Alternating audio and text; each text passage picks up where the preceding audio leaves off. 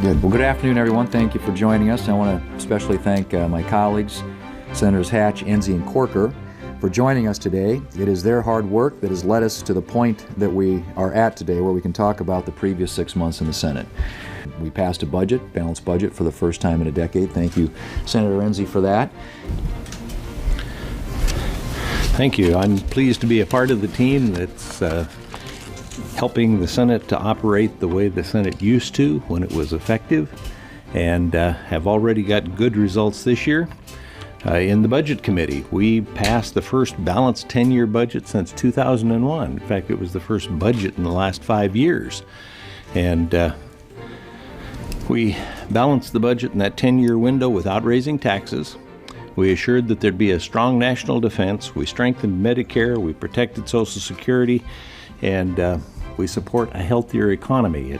It has been evaluated that will result in several million more jobs and a much stronger economy by about $400 billion. Of course, to get $400 billion, according to OMB, all we have to do is increase the production of the United States by 1%. It's supposed to be 12 separate bills passed, and in the last 5 years, that would be 60 bills if we'd done all 12 of them each of the 5 years. We did 3.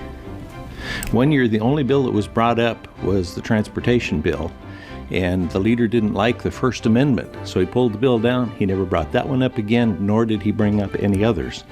That's not how the Senate's supposed to work.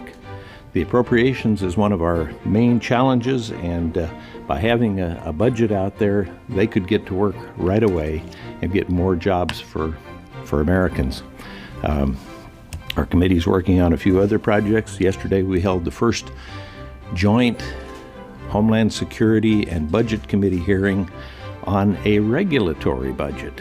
One of the things we discovered during the budget process is that there are authorizations by the committees that have expired. That's the authority to go ahead and spend the money. And I found that there were 260 authorizations that had expired that we're still spending money on. And in some cases are spending 4 times as much money as was originally authorized for that. How much does that come to? $293.5 billion a year.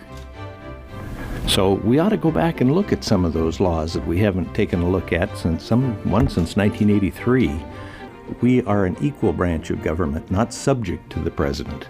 What we have to do is put on his desk what we think is right, then he can do what he thinks is right.